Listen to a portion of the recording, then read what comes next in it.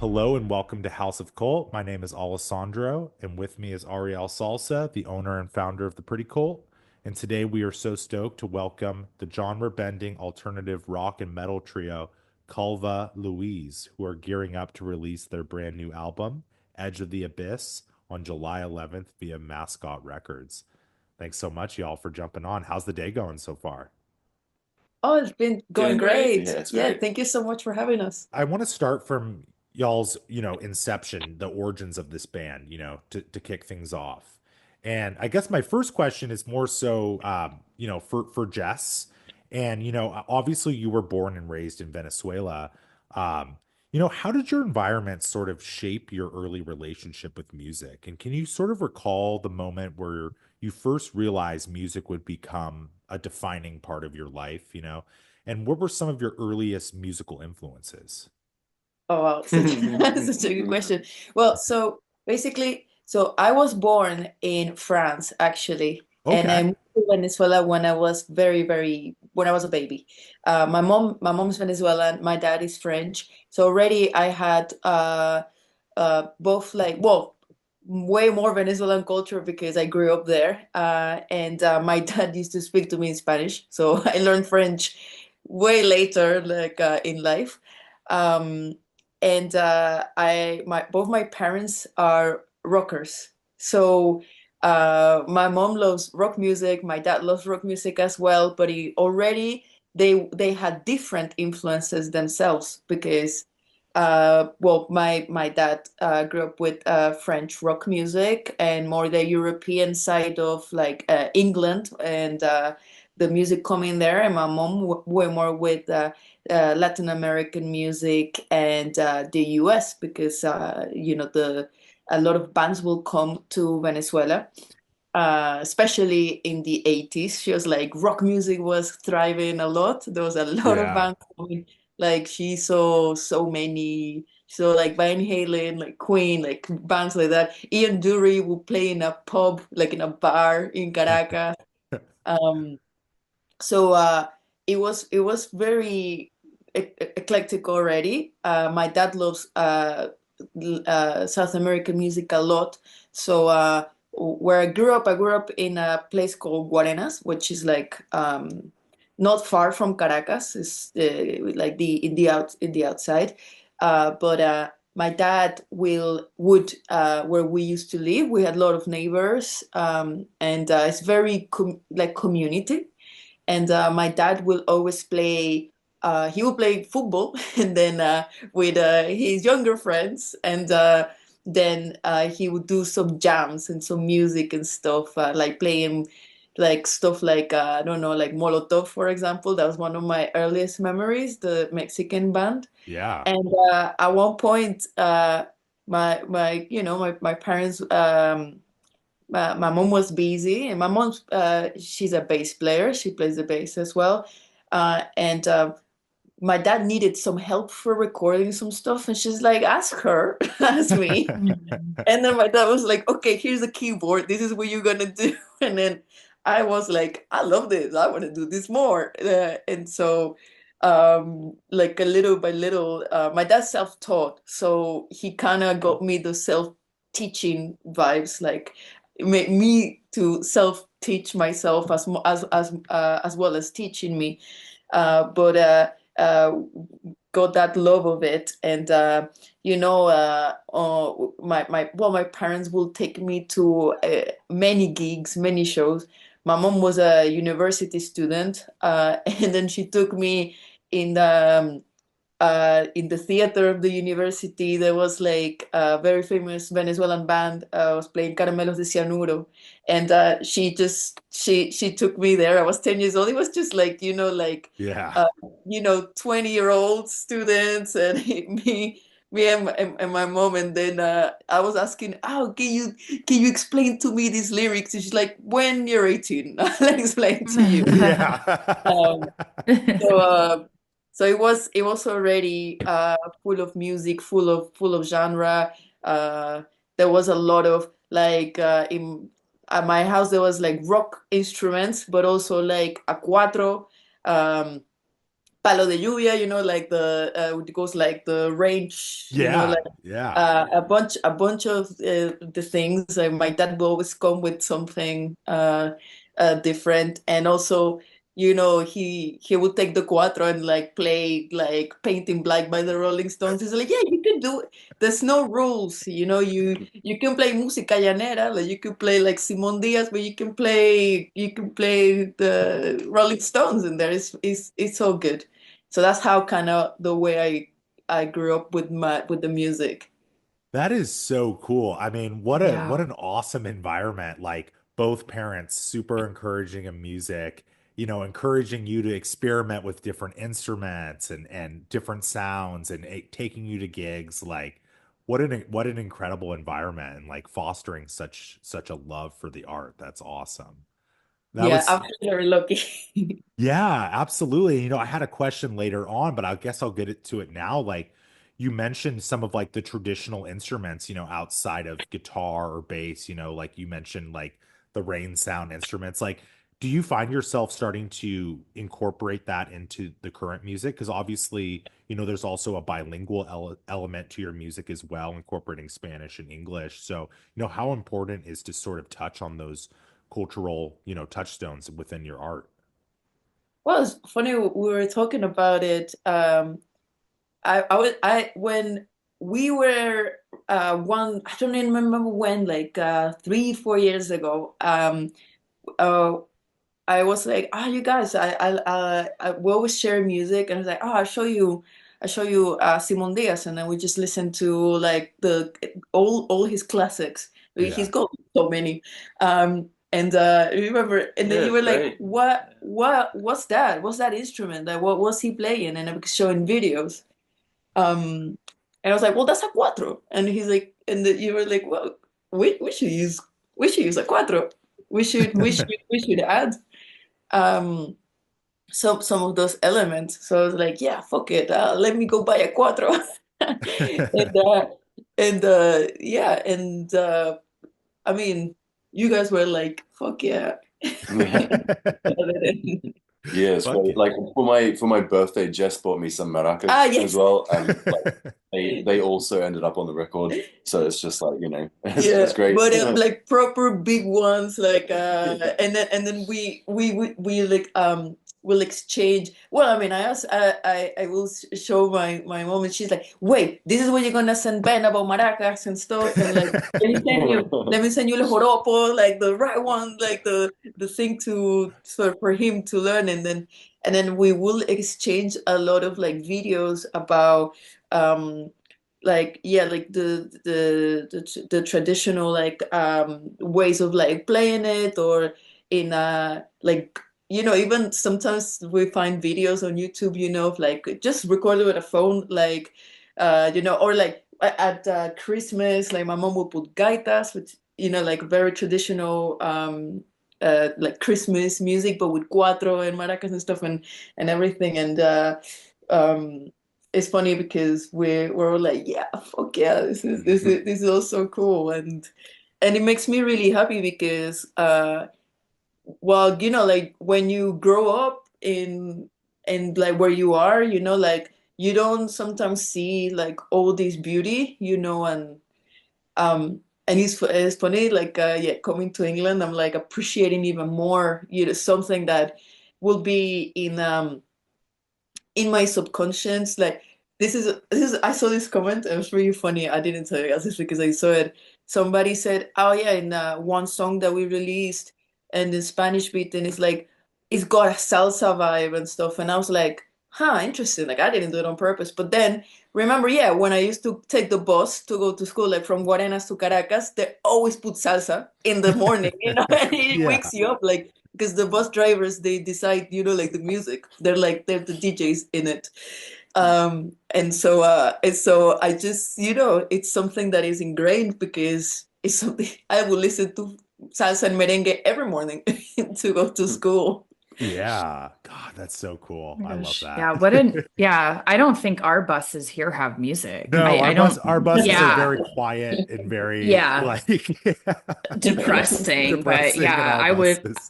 Yeah, I would love to write with salsa music. Heck yeah. Yeah. Oh my God. Um, so obviously Calva Louise began during your teenage years. When you connected with Alison and Ben, um, what kind of brought you guys together creatively, considering, obviously, as we've been talking about, the band covers really so many genres um, and spectrums. When did it become clear that you guys really were collectively committed to pursuing the band at its full intensity? Yeah, I mean, yeah, that's Good interesting. question. Yeah. I mean, I feel like I mean, does it make sense to just like speak personally on that level? I don't know. yeah, Because sure. it's Yeah. like to me, I don't know. I've never really questioned that, to be honest. Like when I met Jess when we were 17, well, 16, and then started playing together at 17, we first of all, I think first we shared the same like a common influence ground where like some bands that we love, like System of a Down, which is like the Mm. first band that we could sort of covered together, and Muse, and loads of band, Queens of the Stone Age later, and then as we started playing music together, we like listen to the same thing and have more and more common influences. But we clicked straight away with what we were listening to, and I don't know. I just and then it was just natural. I never really questioned that, but it was just and also what Jess wrote was just like the best music. So why, you know what I mean? Oh. Like, you know what I mean? It's just kind of like, yeah, you just want to be part of it, and like, you know, Well, when we moved to France,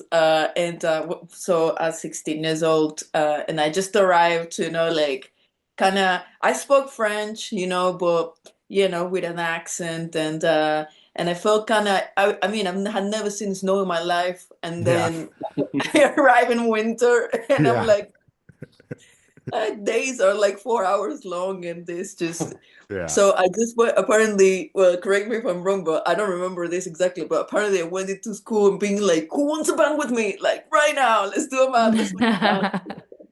and in the meantime, for the last 5 years, I've been going around school being like, I want a band. Do you want to make a band? Do you want a band? Do you want to make a band? You want And to make a band? nobody cares. I'm like, School of Rock. Has nobody heard the School of Rock?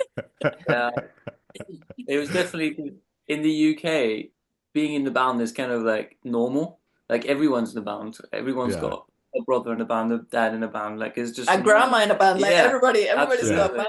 I mean, Yeah. but in France it was a lot more difficult. Maybe I was just unlucky, and it was just meant to wait until we met.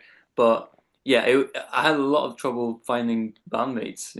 So meeting Jess was like the first person that was like, okay, actually, you're taking this seriously as well. And Like, from the let's go. start, from school, like I moved to France. It's a bit of a long story, but I moved out of Venezuela.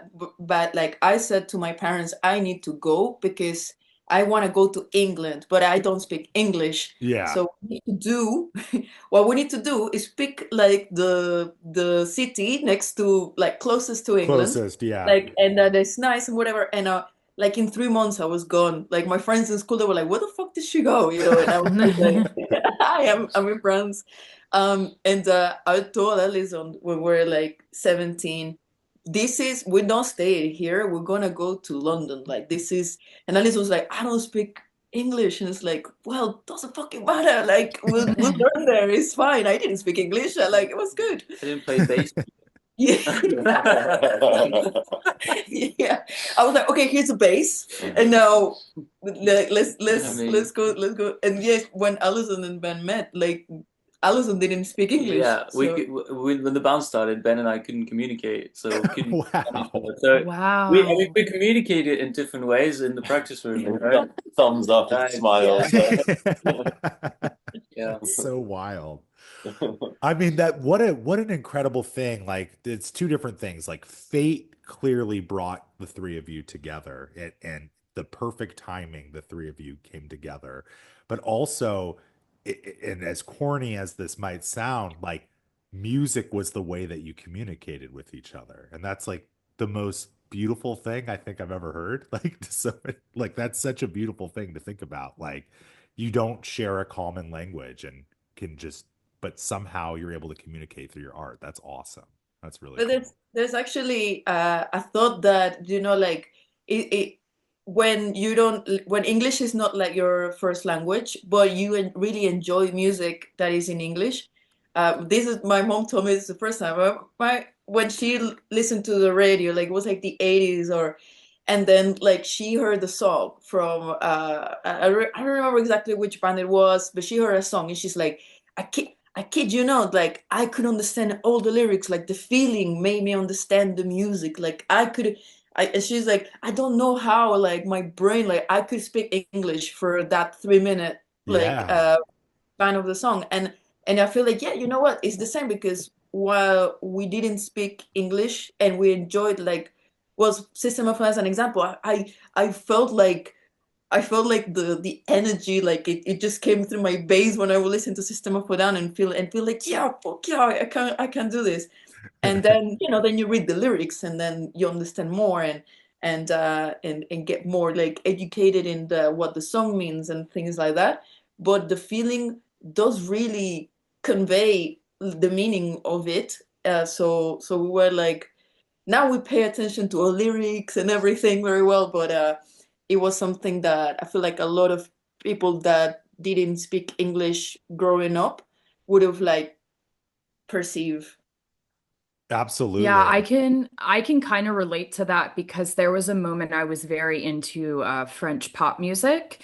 Uh La Femme, Stromae, who Oh, that, else?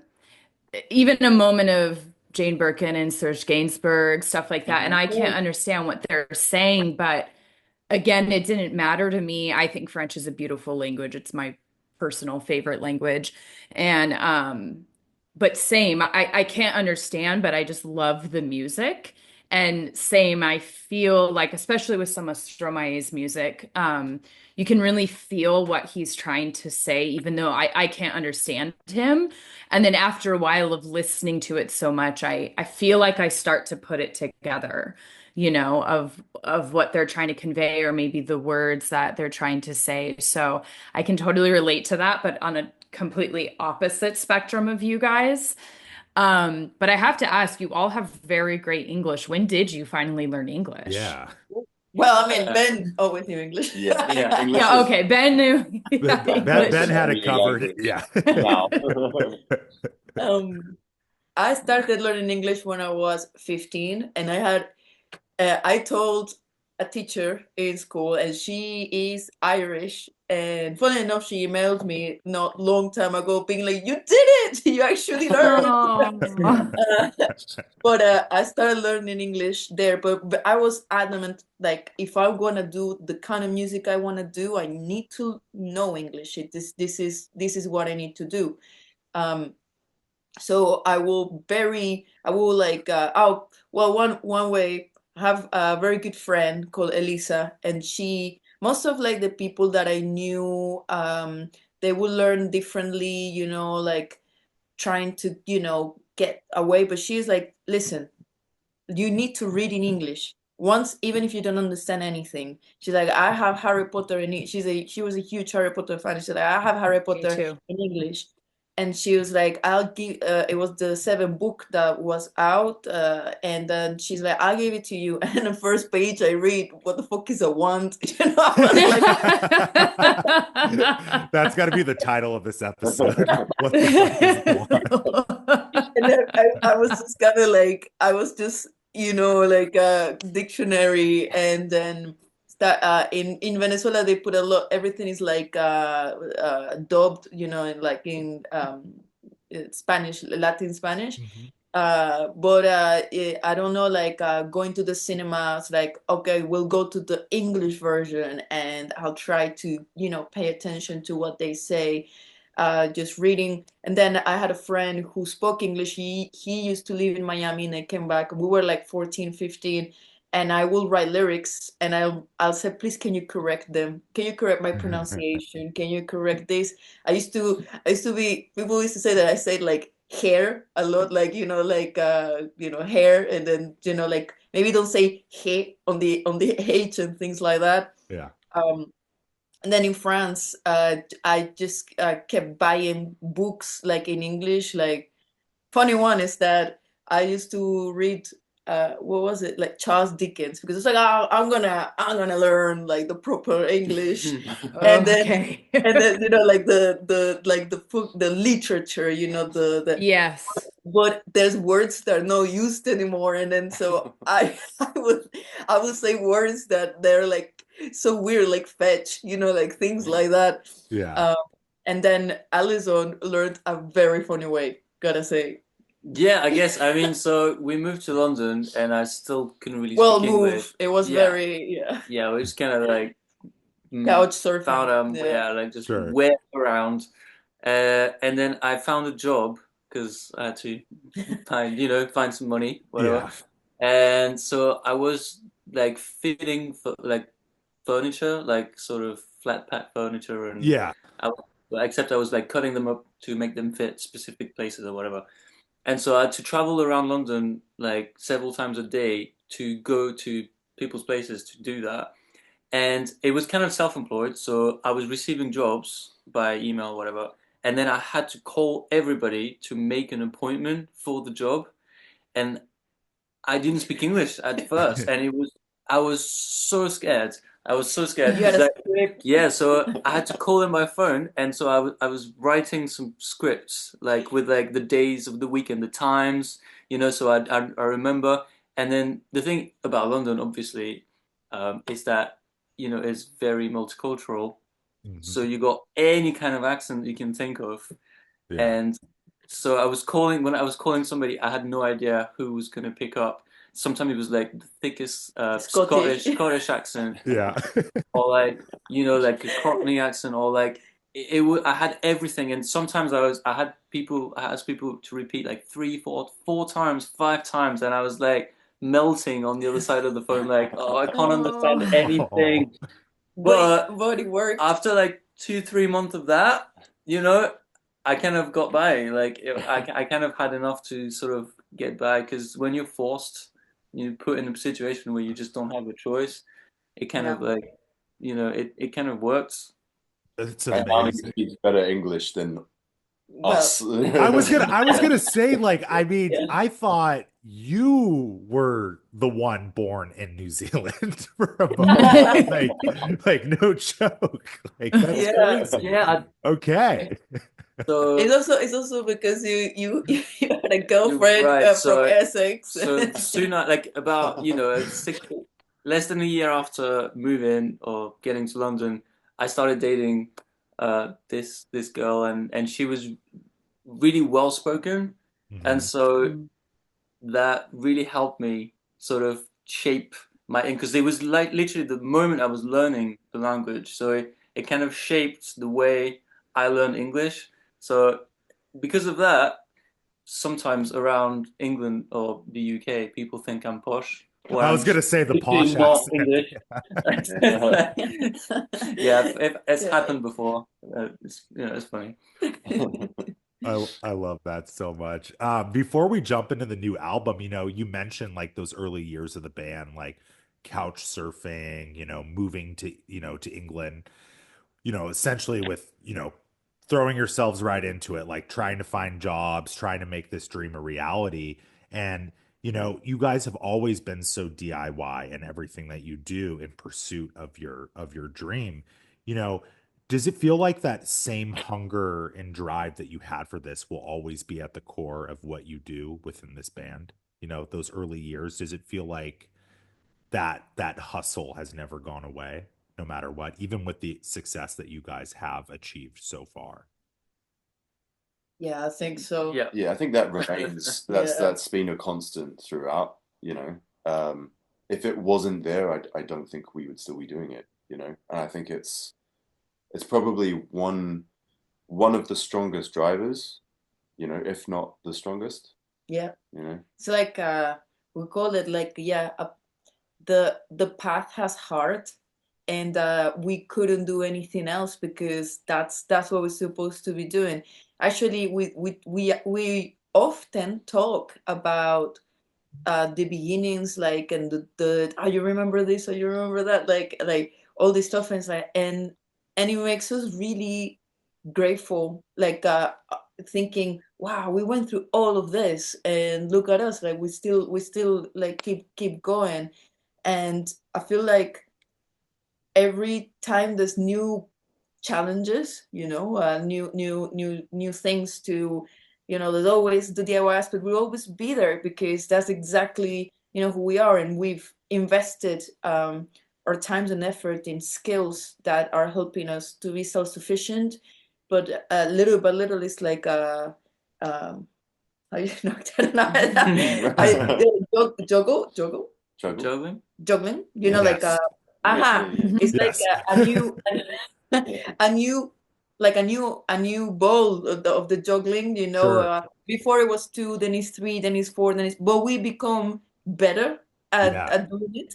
And so, like, because we become better at doing it, at communicating, and friendship grows stronger. And we've never done a step back. We've done little baby steps, but never one back. And to us, that's Yeah. more important than, because it's solid foundations. Like you create a big foundation for a very strong building that nothing can, an earthquake No comes, the earthquake. building, Yeah. it stays there. So Yeah, absolutely. And it's like I feel you still need that hustle. I mean, I don't know if that's the right word, but like the Yeah. drive, because at first, the problems were like learning to speak English and like finding, much, but finding where to live. yeah, finding to live, like just like, like very core sort of like, you know, how do we exist here? Like, what do we do? Who do we speak to? Because we didn't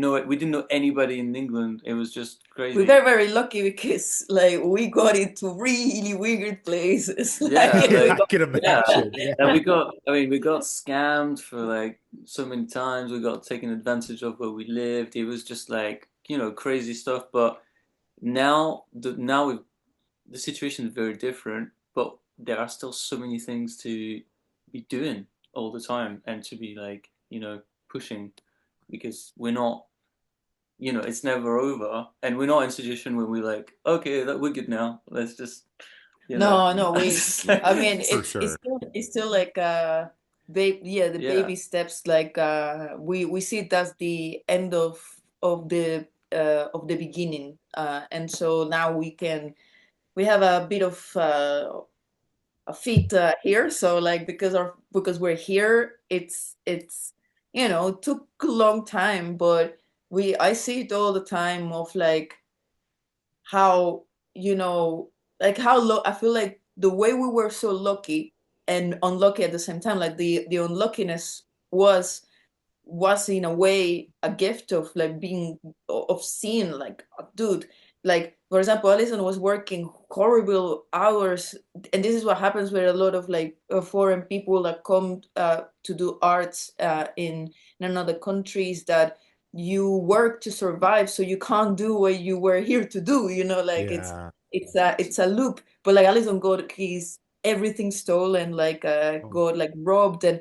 but we saw this as an opportunity, like to just they move didn't on. they didn't steal the instruments, they didn't Yeah. steal the Wow. pedals. They stole all his tools and all that. And then we called Ben, and like, listen, Ben, we're just gonna drive to Berlin. And Ben is like, okay. And so wow. we just kind of like nomadic lifestyle at first. And it's just it's been very like, you wouldn't be able to predict like what's gonna happen. The only thing that we could know for sure is that the foundation we have between us is strong enough. So that was like, as long that's strong, like, like, come and make life. We go, well, no, not really. Yeah. Yeah. No, please, please, no. But Yeah. Please don't. no, but at the time, So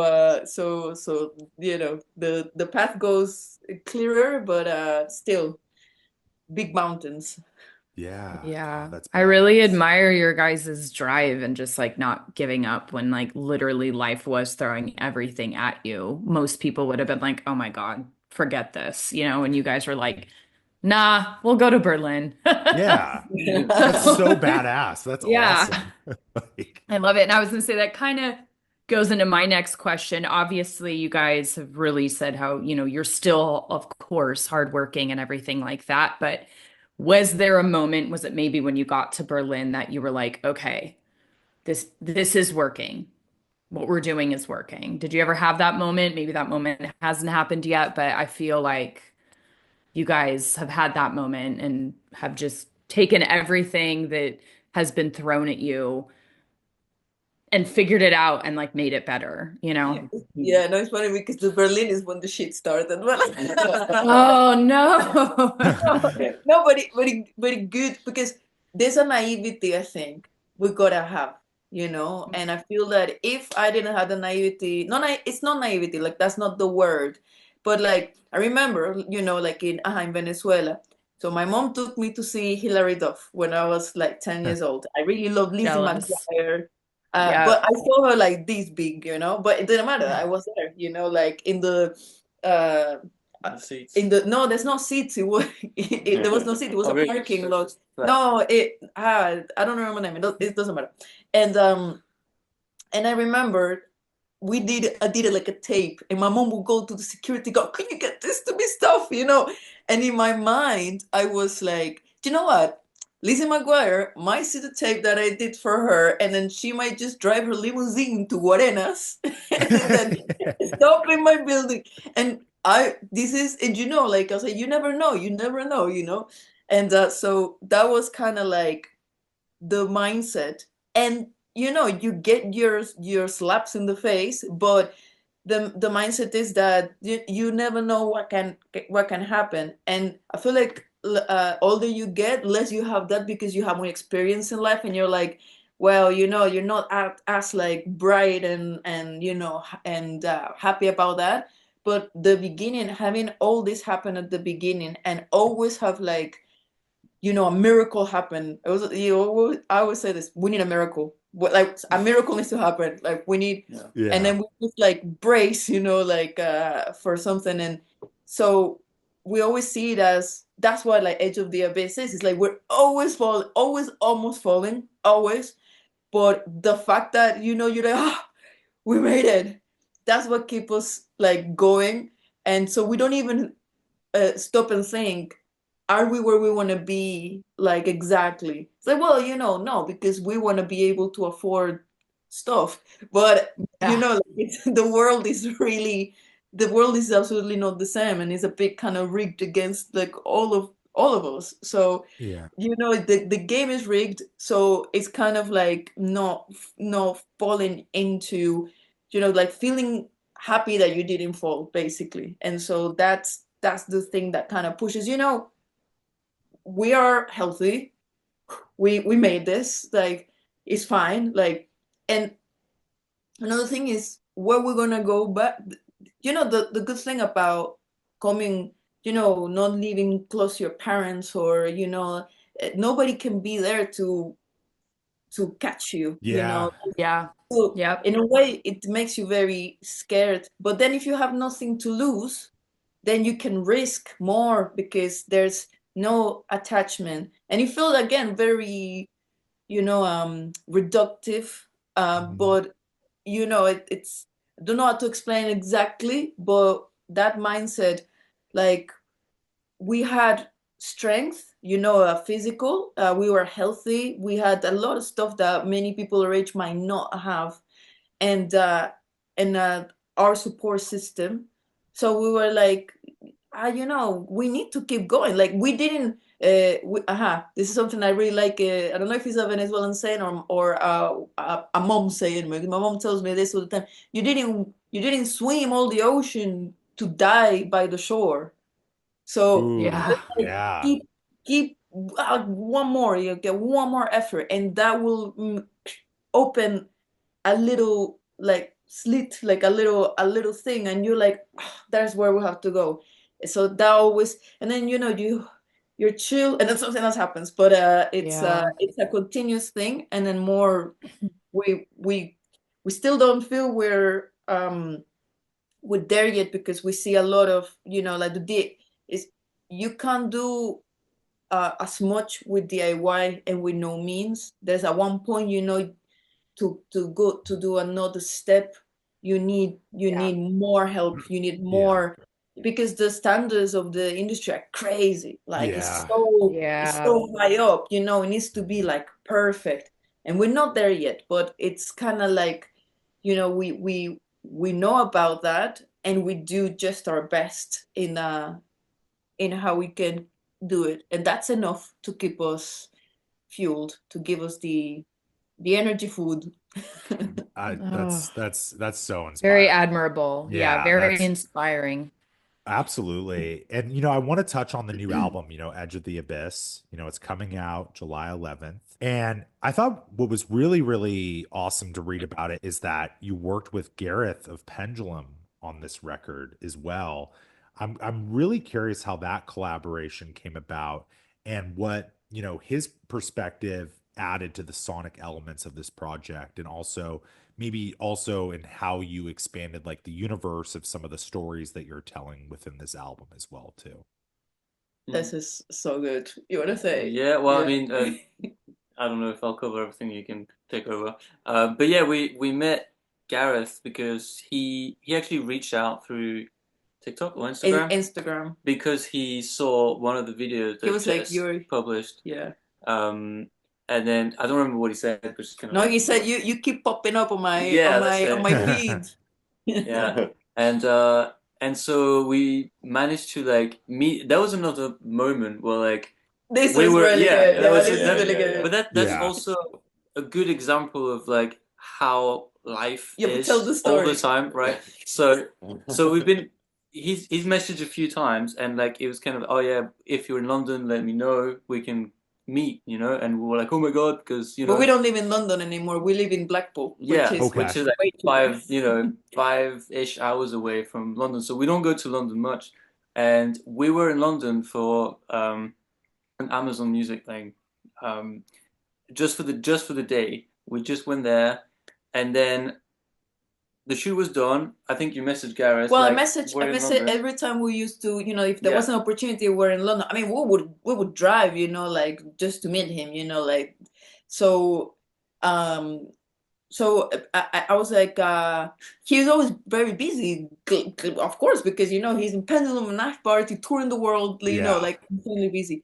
And so, I messaged him, and he didn't see the message, and so it was like, 6 o'clock. We need to drive back like 5 hours to where we live. And then, as Alison was well, going into the highway. yeah, we were literally like waiting as long as we could, to not drive too late. And then yeah, we like drove out of London, so like it took like an hour to get out of London, and then just as we leave London, start on the motorway on the highway, Gareth messaged me like, Yeah, "Hey, are you still around?" and then Alison literally, And we're like, "Yes, we are. yes, we are. Let's Yeah. go." Where you want to meet? And then Yeah. he told us like where to meet. And then he was so nice. He took us for like food, like meals, like drinks. And then funny, when we were talking, then like the singer from Boy for My Valentine was just walking. He's like, Oh, yeah, wow. yeah. And we were like, hi. and then and then Gareth was like, it was next to the studio Metropolis, and Gareth's like, hey, so oh yeah, so the producer, like Carl Brown, he's like, oh, he's in the studio, and he's Sleep Token's producer, and Oh so my God. yeah, and so Gareth is like, oh, you think I can bring these kids, these bands to the studio just so they can see and stuff? He's like, yeah, bring them, and so we're literally just we are there, the three of us, like in one of the biggest studios in London. And Gareth's like, show your music, and we were like, oh, okay, show. Wow. And it was just like experience of like it was one of the best days of my life. I don't know. It was so insane. And then Gareth was like, yeah, let's write, let's go in the studio together, let's write some tunes and stuff. So we went to see Gareth again, and then wrote Under the Skin. And then we just didn't know how to put all of this together, because we don't, we recorded everything DIY, like Yeah. basically the album are the demos stems. Like they're exactly like, in the room we record and Of I send to course. Alison and then send to Ben and then Alison will call Gareth and Gareth will pick up like literally like 10 minutes before he goes on a huge like concert. Yeah. He picks up the phone and he's like, and Alison would ask, oh, Gareth, can you ask me and can you tell me some of the settings and stuff, or I don't know what you say, but Yeah, I don't know no, well, exactly. he's been, I mean, it's been fantastic because like he understands our situation and that, we record everything in our room at Yeah. home with like just basic equipment, like, your basic interface and mics and Yeah. stuff. And so he was like giving us advice to like make the best out of the situation and then so we can produce the best result with what we had. And then literally, yeah, I called him, he was like, oh, give me a quick, I was like checking in and it was like, because he mentioned something about the settings. I was like, would you mind just telling me? And he was like, give me a quick call. And I was like, okay. And he would tell me all the thing. I would just write it down. And I'd be like, okay, I'm gonna be on stage now. Okay. Yeah. So we were like so touched by the fact that, someone this that we admire, these artists that we admire, so busy and they taking the time like to help us out. And then he was, Alison again called him. It's like, we don't really know how to get this, mastered and mixed. And he's like, you know what? I'll come mix it with another friend, Mazare, who's our friend from ages. And he's like, let me be involved. Just like this. And then his brother-in-law mastered it. And Wow. it felt like, we did everything through WhatsApp. And sometimes, after a Pendulum show, he was in the US, and it'd be like, oh, are you guys awake, or is it too late? And it's never too late. And then we're just like, Wow. Yes. we will take like our laptops or whatever, our phones, and then listen to the mixes. I And think we had like the group where Gareth is like a different ring. I set up a different ringtone so that yeah. when you get a message in the middle of the night, it's like, okay, let's go. Everybody takes your headphones, they go downstairs, meet up, and like go through mix to like notes and stuff for like Because we had such a tight deadline, yeah, such a Yeah. tight. because he was so busy, So obviously, like yeah, with his project, and he took the time to go through everything and like like go through properly, not just do like a blanket yeah, exactly. like random thing and then sending over and being like that's it. He was really going into details with us, sending stems back and forth to listen to the difference and so Wow. yeah. And very encouraging. Like we felt, Mm. like sometimes, I sometimes feel like, well, it's just not good enough. We don't have like the materials to do something better. For example, like choose the best mic for our vocals, Yeah. or like, when you were recording the cymbals, like like the having, a studio properly for that, and all this. And Gareth was like, listen, no, this is what makes you you for this. And it doesn't have to be perfect. It just has to be you, and it has to be. And like he was very encouraging in all the aspects, gave us amazing life advice as well. And I feel like we connected as well because of the story of a friendship, like Pendulum's friendship, and our friendship. He could feel um like well, kind of the same, like moving to London, From different from countries. different countries, and like starting from zero Yeah. basically to know anyone. And so he felt like, yeah, he's been through it more than us. And he could really relate to it. So it felt very, I felt like we can do this. Yeah. Yeah, And what that's an so incredible, cool. yeah, like a mentor and a producer all in one package. Like that's so Yeah. cool. Like that's incredible. And just like that wise, like sort of wise elder to look up to for advice. That's Oh awesome. yeah, someone would. And you know what?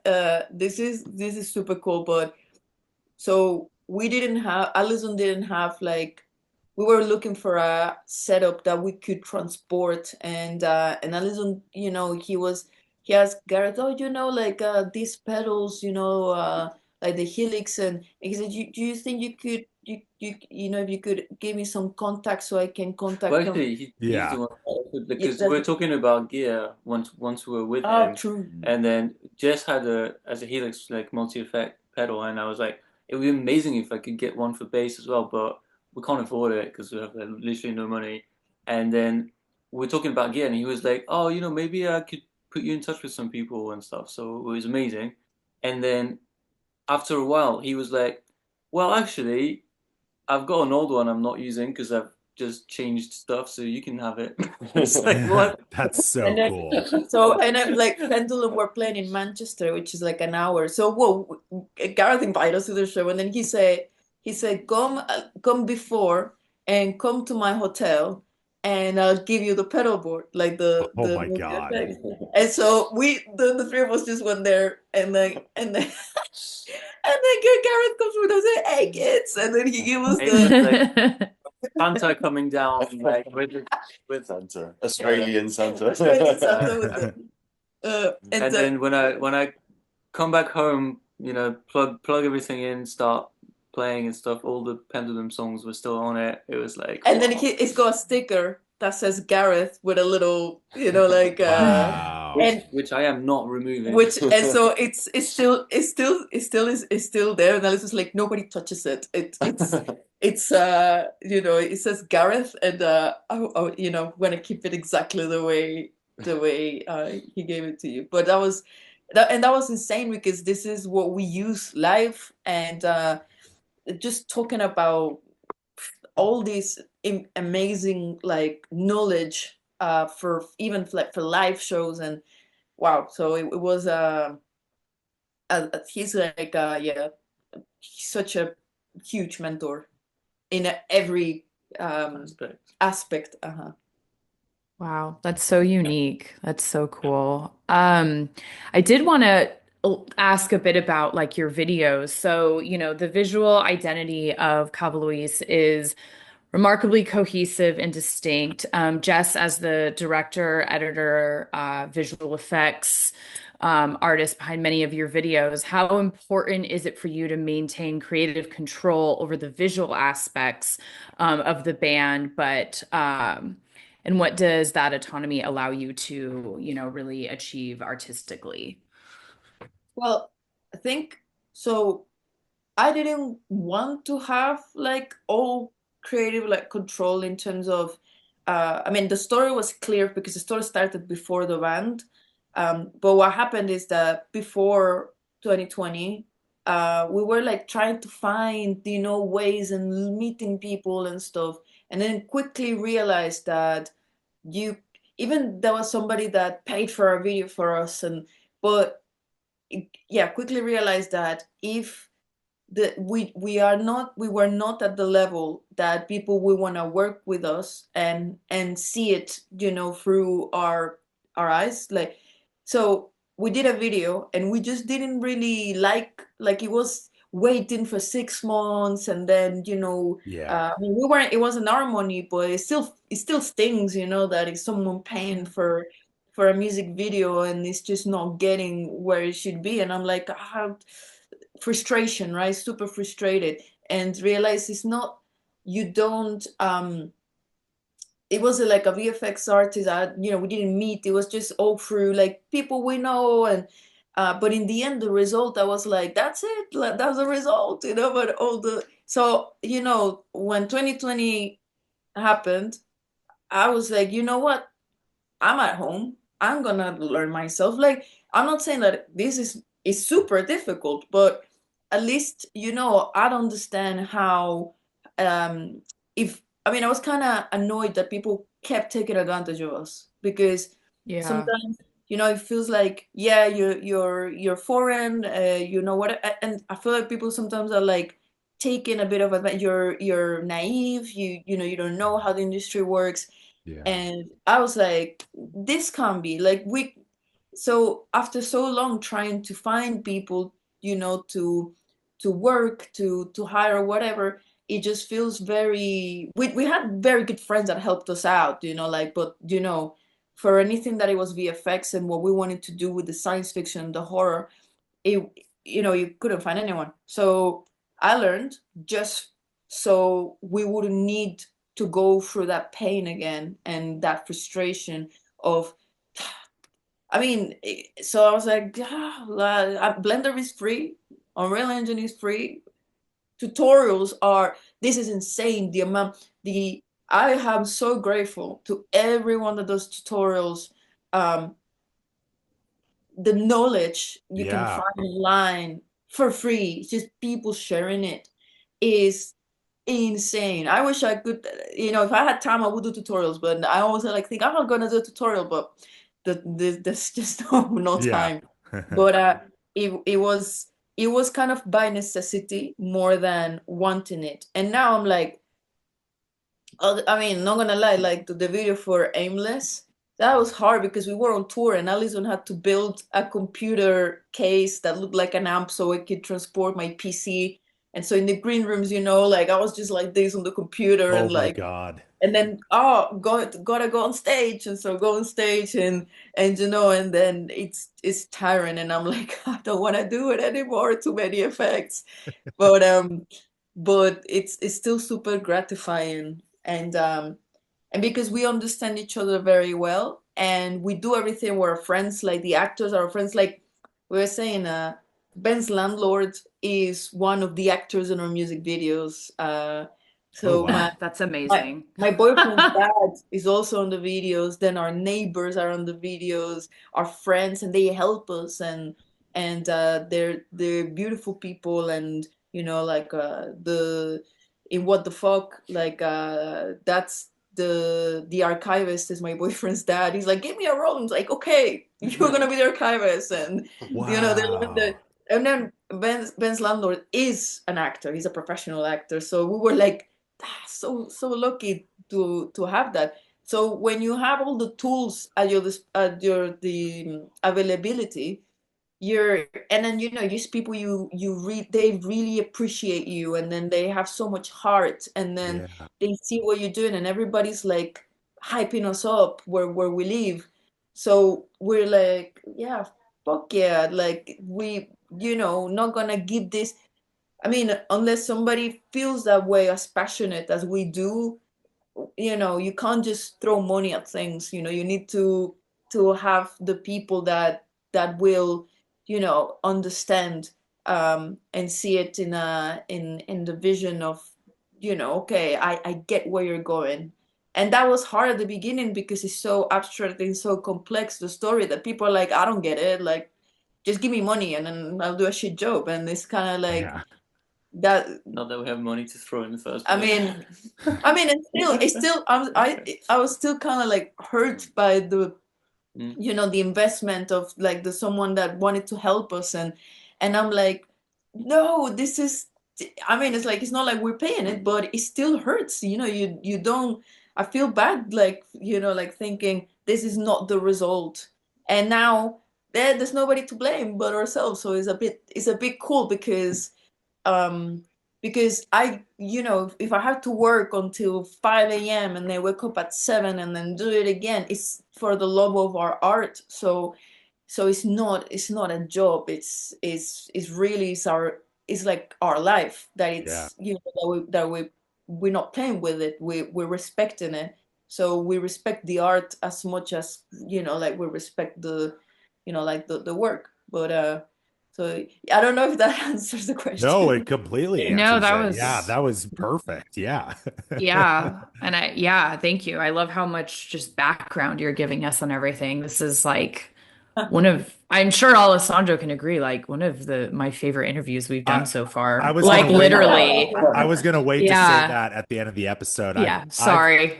I've interviewed probably 300 artists in my life, and this is like one of my favorite interviews I've ever done. And we've Yeah. done a lot of interviews. Like y'all's Wow. perspective and just attitude and ethics behind your art is like, I'm not just saying this, like one of the most inspiring things I've heard. It's incredible. No, yeah, truly. I feel like I'll say it. I'm always the more blunt one than Alessandro. I feel like more bands should listen to this episode and take a Yeah. note out of how hardworking you guys are and how much you put into your art, and you don't expect anything to be handed to you. And I feel like so many just people in general need to learn that rule. And it's so evident that like I mean, we listen to your music. We obviously watched the music videos and stuff before, and we were into it. And obviously, that's why we wanted to interview you guys. But getting now to know all of this from you guys, I'm like, oh, I want this band to be fucking famous. Yeah, I'm Like, like, I'm like, where do I invest? You know? yeah, I'm like, you guys deserve, like, I have so much respect for people who are hardworking and really, you treat your band as a business. And because at the end of the day, it is being a band nowadays, you are also a business. And you guys totally seamlessly get it. And I love people who will just, because I relate with that. Many of my backstory with the Pretty Cult, while I do fashion, I have made many sacrifices in my life for my art and my business. And so when I hear someone else be like, failure is not an option, we're going to figure it out. We're going to do it. We're going to sleep on couches. We're going to, you know, be up till 5 a.m. in the green room editing after my show. Like, seriously, you guys should be very, very, very proud of what you guys have accomplished so far. And yeah, I know this sounds like the end, but we're not done, I promise. Oh, thank you so much. Yeah, thank you. Absolutely. Well, yeah, I'm up next. Kind of a fun question. Given obviously the cinematic nature of your guys' music and visuals, if you had the opportunity to score any film, past or future, what project would you guys want to do and why? Cool. I already thought about this, Yeah. but it's too late. Well, No, but I was like, well, I was like Tron, but like no, but you give it you limit it to the the biggest professionals that we admire so much. But that would be like I don't know, in 10 years or something, I'd be like a like, Blade Runner or something. oh yeah, Yeah, that'd be cool. That would be Yeah, awesome. that'd be so cool. I love that. And kind of a question I have, I definitely more of a question for Jess, but like your guitar work is so intricate, like in so many unconventional time signatures, complex, different, guitar riffs and whatnot. But then on top of that, you're doing these extremely complex vocal layers, vocal melodies, and really high register vocal things. But then, transitioning to screaming and like guttural lows, like all these things happening seamlessly. Is there ever a moment that you're in the studio that you're like, fuck, how am I gonna play this live? Like, it's like surely. So it's funny because I think we talked about this a lot, and the thing is, I remember this conversation with Ben, and you told me you were like, because I was like, sometimes when you think like, how are we gonna play this live or whatever, and they were like, well, it's pushing us to be better all the time.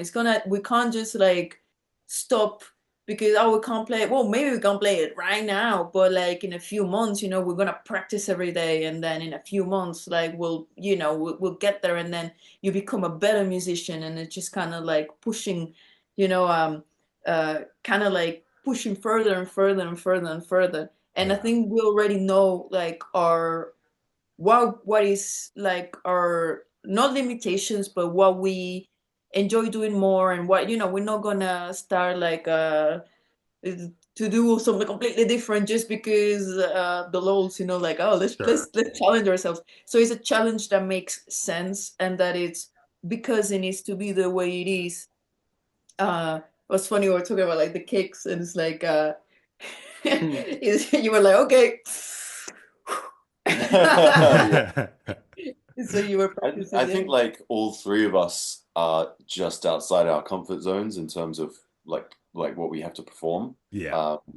And like because when Jess writes the songs, I mean, I presume you write it part by part, and then at the end, it's like, oh shit, like how am I going to do this? You know, all of this, you know, and it's, I mean, yeah, it's the same for me on the drums as well. Like this, a lot of percussive layers and a lot of little extra things, and it's like we all need to figure out exactly how to best represent the song live with what we're able to do.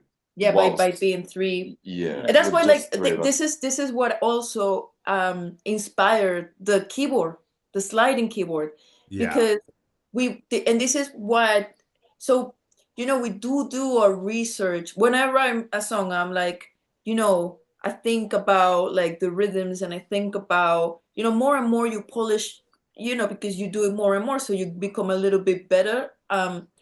So we get a lot of feedback and advice, and sometimes unsolicited from some people, but I still listen to it, and like I'm like, Yeah. it's good to listen to, what everything, and just take, but realizing, like, kind of like listening in your inner self, like, I was like, is this necessary? Yes. Is this necessary? No, maybe less, Yeah.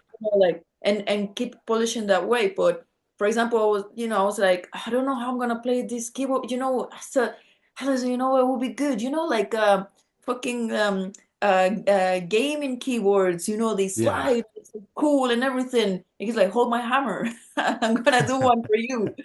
And that literally, at first, with the sliding keyboard, because it goes so fast, like I can't move somewhere else, and I don't Yeah. want to have something obstructing me from the audience. Is I don't like that, like the Yeah. vibe, like this, the energy. I don't like it. So it's just having the sliding keyboard and start playing and figuring out little bits like that. Makes us also like enjoy practicing, because there's so much new challenges. And we well, now after tour, we haven't practiced every day, but we used to practice every day. Ben practices like every day, Yeah. every day.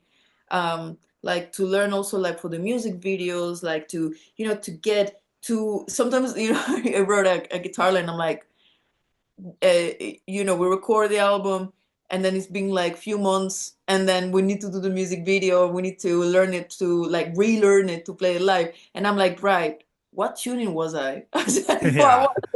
what was the tuning? What was the?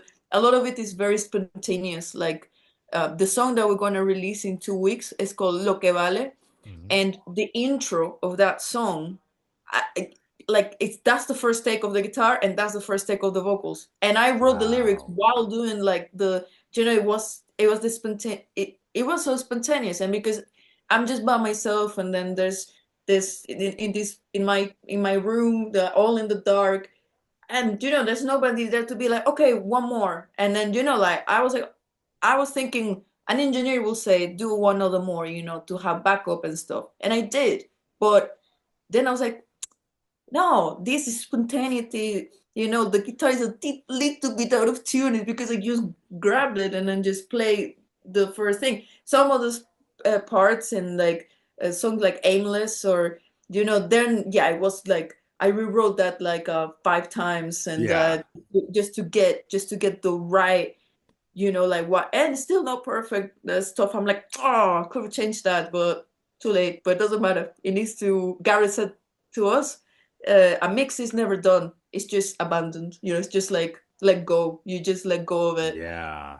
So most of it was thought, and at the same time spontaneous. Yeah, like very much going with your gut and capturing those That's lightning in it. a bottle moments. Yeah. Yeah, you express exactly. That's it. Yeah. Yeah. God, that's so cool. You mentioned it a minute ago, and that was actually one of the questions I had. You recently toured Europe with Bloodywood. Were there any like standout moments or highlights from that experience, both on and off stage? What was it like touring with them? Just like the whole thing was amazing. Yeah. Yeah, it was great. Like every member of Bloodywood and also the opening band, Demonic Resurrection, as well as the Mm. entire crew, were just all lovely people. and House of they're people. just, yeah, like amazing, so super friendly, super helpful. You know, just yeah, we love all those guys, and we just had the best time. Like Even it the was great. audiences, Yeah, yeah. the places, the promoters, everybody involved Yeah, was no, that was hands legend. down the best tour we've ever done. So on all the aspects, like literally the music, the crowd, the other bands. Like we loved Bloodywood before already. We Yeah. love it even more now. It's just, um, I mean, I don't know. There's few. On the second to last show before Oh London. yeah, that's good. Uh, Yeah. so it was 26 shows total. Wow. So obviously we had Wow. time to like get to know each other, um, and we didn't expect it, but basically they did like a stage invasion during our set. Oh, right on. Uh, as like a kind of like a prank, like But no, it end the wasn't just tour. a stage invasion. But It was a fruit eating stage yeah, invasion. Uh-oh. They were eating fruit in front of us. so what they did is like literally Bloodywood plus all the crew And the Monique as well, and and the the Monique Demonic Resurrection. Resurrection. They all jumped on stage with a fruit each, Yeah. and then they all stood in front of us, each of us, just staring at us eating the fruit for Like like two songs. Wow. like mid-song, while we're performing to audience. And then they were just kind of like looking at us like that. Yeah, it was so And they funny. like literally right in our face, and we were like trying to keep it together. They Yeah. were, it was crazy. Like it was so much fun, but like so distracting. We Yeah. had to focus And your kid so was being hard. taken apart. Yeah, like one of the vocalists from Bloodywood started dismantling the drum kit. Oh no. And then someone else like fed me a banana, and then like one other person gave me a drink of water while I was playing. It was just chaos, and But it we, was so nice. yeah, like we didn't know that was like a kind of a tradition they do on tour. It's like one of the at the end of every tour they prank each other, like, And and they you guys did the payback time as Yeah, well. we all went on stage during their set. And we got before their encore.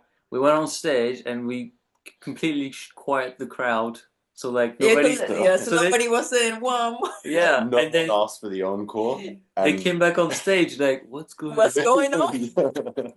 And then we That's were just obviously we just kind of laughed it. And then they performed another song, and we were just everybody on stage It for the last song. was carnage. The Yeah. crowd, everybody was so happy. Like, and it was our sound engineer. He just had he had one of my drumsticks. one more drumsticks and then started like I don't know playing something. It was really good. Yeah. And it was the whole thing was the most lovely people, the crew as well. Everybody was just fantastic. So I mean, the only thing it was that all the dates were really close to each other, and those yeah. long drives, like one day to the other.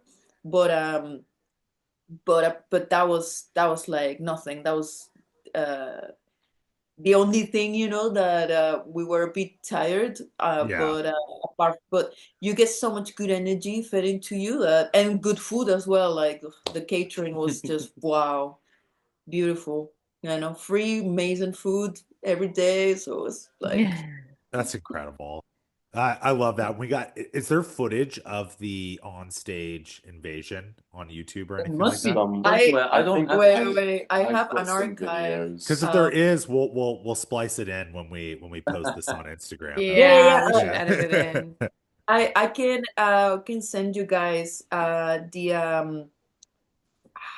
the I think I have like Did the someone do a stories story? and the Yeah. on I the think archives. Neil's got an excellent one of the Wall of Death as well. There was a Wall of Death on stage. Oh yeah, we did the wall of death Oh yeah, there on was a stage. wall of death on stage. Yeah, That was good. but yeah, we'll send you the footage. It's so good. Amazing. Please do. Yeah, and just just like two or so just questions more. Just appreciate y'all's time so much. But kind of a fun question as well. Like, as people who seem to be very immersed in their art, their creativity, and your work, obviously we've talked about how much work that you put into this band, but I'm really curious, like, what are some of your guys' hobbies and interests that you have outside of music and art and content creation that you really enjoy? And what does sort of a day in the life look like for you guys when you're not on tour and when you're just Oh, enjoying the day? so good. Do you want to start with the Oh, hobbies? yeah, that's how the hobby. So, like, there's a few. So I'm a big space geek. So Okay. I really like anything space and sci-fi as well. But I have like a cheap telescope. So I'm into astronomy. So I like going out on a clear night and looking at planets and stars and constellations and stuff. I really enjoy that. Wow. Um, and then I quite enjoy growing veg as well and like gardening. So Nice. yeah, I've like got a little bit of a green finger. Um, and then also sometimes I make like silver jewelry, like rings, mainly rings, uh, and Oh. sometimes pendants as well. Um, but yeah, like my landlord, he's not too keen on me having a furnace in the house. Yeah. So, I have to do it outside. And Yeah. he already so nice because he lets us rehearse. So when we shot the video for Aimless and in What the Fuck that we play, that's where that's Ben's landlord's house, and it's a 150-year-old, and he lets us practice there. So he's a legend. So no furnace. Yeah. Yeah. All right. That's the But coolest we landlord ever. Wow. oh well, Yeah. he's in the videos. He's Commander Yeah. Johnny. That's And so cool. and under the skin, yeah. Mm. Yeah. And we named the characters like the names of our friends. So that's his name. His name is Johnny. Like, well, Johnny it is. And same with our friend Blake. And the only character is like Louise. It's played by our friend Dylan. But I was like, ah, we could have called us as Calva Dylan, but Yeah. it's Calva Louise. So Yeah. but we enjoy. I also enjoy to go to the cinema. Yeah, I love going to the cinema for sure. And we have here where we live, we don't live in Blackpool, we live near, there's a cinema by the beach, and it's so cheap, and it's like It's like, independent yeah. owned, Oh. and is just beautiful. We walk there, and then I mean it's cold because we live in the north, so it's not like it's a warm, Yeah. like sea or beach, but the cinema there is just amazing. So we, as much as we can. I have a list of films. Like when we were on tour, there were so many that kept going. I was like, Yeah, no. we missed a bunch of movies when we were on tour. It was so every time I see like a trailer, there's like list of films that we gotta watch, and some are still not out. And Alice was like, you sent me a list and they're not out yet. What are we gonna do? Are y'all looking forward to seeing the new 28 Years Later movie? Obviously, Yeah, making in the Yeah, UK definitely. and everything. yeah, I've Yeah. seen the trailer like 1,000 times now, and I love how it starts. Like it starts with the Teletubbies. Like it's so Yeah. I feel like we. y'all's music could be cool in a movie like that as well, Oh, I too. mean, Mm. Straight yeah. up. Like, that. Oh, Yeah. I. Yes, yes. That I check. Well, no, I'm not changing my answer, but yeah, Tron later on, 20, You can add 20, to it. 28 Decades later. decades later. Yeah. yeah. 28 centuries later. Yeah. Yeah. I guess this question's a little bit more for Jess, but what are some of your fashion inspirations, kind of on stage for music videos, daily life? And are there any kind of style icons that you are into? Yeah, so I'm not like the most knowable or in fashion. Is something I was like, fuck, I like this. I need to understand it more. But I love it. Like I love it so much. Um, so I love kind of uh steampunk elements like Mm. in fashion and cyberpunk, and I love like the blend of modern and old, like 18th century, 17th century. I love those kind of blends with that.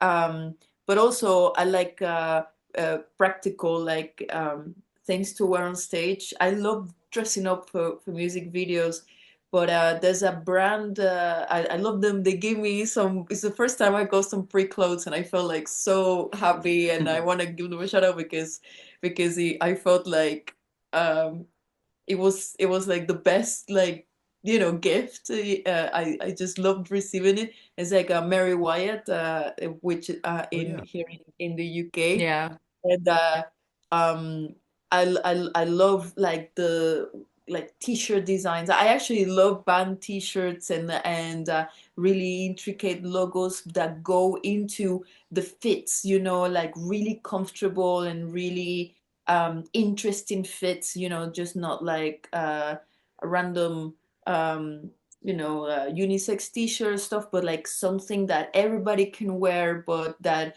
it's really good fitting. And I love when things are done um like ethically and like well well designed for every body type. So think I don't yeah most of like these kind of things put together. um I love, yeah, I don't know if like in fashion icon. I I I don't know. Well, when I was a kid, I had a fashion icon, which was I don't know if this brand exists, but in Venezuela, right? So in Venezuela, there's a lot of like goth and emo and things like that Yeah. in the culture. Sometimes it wasn't very well seen. I used to have black hair, and I was just dressed in black, and I was called the Black Stain. Oh my God. Yeah, Oh, like it, but okay. you get in school, like when you're in high school, like you get like it's not sometimes Yeah. you know and especially when you're goth or emo, like you get and you want to express yourself a lot in it. um there was a particularly famous kind of brand, and it was called Emily Strange. Yes. Yeah. Yes, Yeah. I love Emily the Strange. Yes. I met the artist Oh, kind of no way. briefly. Okay, I went to we have something called CatCon here. And I'm like, my husband and we have two cats. We're obsessed. We're huge cat people. Oh, And yes, it's this yes, yes. whole convention around cat stuff. And Emily the Strange had a booth there. And Emily the Strange is really special to me because I wasn't allowed to wear it when I was younger. But I loved the art. And I would always like remember going in stores and looking at it, but my mom would never buy it for me. So as an adult now, I have like stickers, and the artist was there drawing at the booth. And I like the way your face is right now. I was like, my husband was with her. I'm like hitting him like I'm 10 years old again. And I'm like, that's the artist. That's the artist of Emily the Strange, like you. And he's like, okay, babe. And I'm like, you don't understand. This is my childhood. Yeah. The childhood I couldn't have, and I'm living as an adult now. So That's yes, I love Emily the Strange. that's so amazing. Yeah. That's well. So yeah, Emily. I remember Emily Strange, and then Jared. He was like to me. I remember being 10 years old watching TV, and then Helena comes, and I'm like, what? Like Yeah. I dye my hair black because of Jared, uh and the red makeup around the eyes. I started doing that because of him, and so yeah, that was kind of like the way I grew up, like in like that kind of expression. And yeah, that's amazing. Oh, I love that. Oh my Yeah. God. Yeah, I want that's so cool. to I have never heard anyone say Emily the Strange. That makes me so happy. I love that too. I'm gonna totally out myself here. So the Helena video, My Chemical Romance. I was in Yeah. probably fifth grade when that song came out, and this is so embarrassing. I actually was Gerard Way for Halloween that year with Oh, theater nice. and stuff. the black shirt, the red tie, like Oh, everything. And so I can totally Same. relate. Yeah. That's great.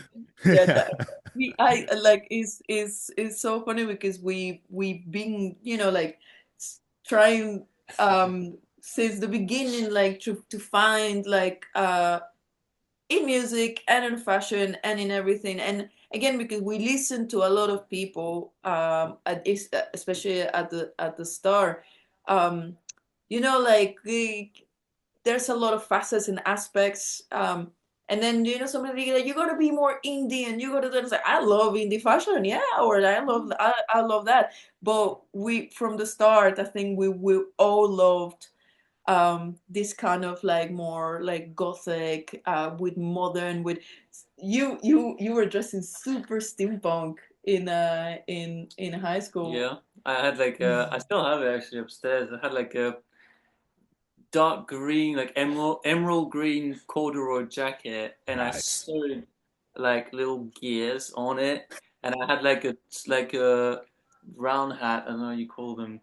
Like it's like a round hat, and like I put like loads of stuff on it, like gear, like watches, shit, stuff like. Oh, I love I I mean, it was that. a love bit much, it. That's so but cool. you know how you like when you're a teenager. No, but in the Yeah. the graphic novel and the comic book, it's the costumes. It was because the character that like a friend of mine that she was the first like Louise incarnation with red hair.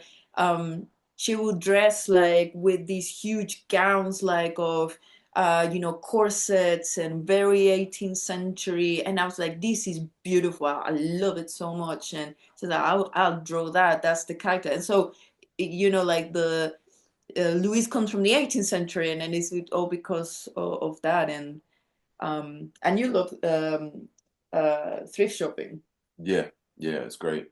It's absolutely incredible. so we kind of Some of the, try to include all of that. yeah, like some of the best stuff that I've ever got. Some of the coolest stuff is like from like thrift stores or charity shops, as they're called here Charity Yeah. shop, in the UK. there's loads. Yes. Yeah, it's amazing. Do you remember the Marty McFly jacket? It was Yes. like there's this like brown, green, and blue like leather jacket which you actually lent me 20 quid. Yeah. It was in Camden in London, and it was soon after we met, and I was like, "That's cool." And then it's like, yeah, We're gonna get it. We're gonna get it. use this, yeah, quid in your pocket. Yeah. Oh, I love that. Well, guys, just, one last quick question, obviously Edge of the Abyss, drops in July. Besides the record, what can we look forward to next, like in terms of more tours, shows, festivals, what's coming next? Yeah, I mean, you can definitely expect some more dates to be announced for later this year after the album's out. So there's nothing. Hopefully in the US as Yeah, well. Yes, Yeah. please. we're. Well, I don't know. There's nothing. Nothing's like confirmed yet, but yeah, we're like Working on it. looking to coming back to the US very soon. Once the album's out. So you can definitely expect some announcements there.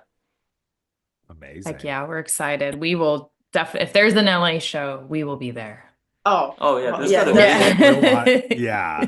No, just thank you so much, y'all, for taking the time to chat with us. This has been awesome. And for all the time you took to chat with us. Like, once again, one of our favorite interviews we've ever done. Like, such a great time. So really appreciate it. Oh, thank you guys. Yeah. Thank you so much. I mean, had such a good time, and Yeah, likewise. Yeah. Yeah, it's been great.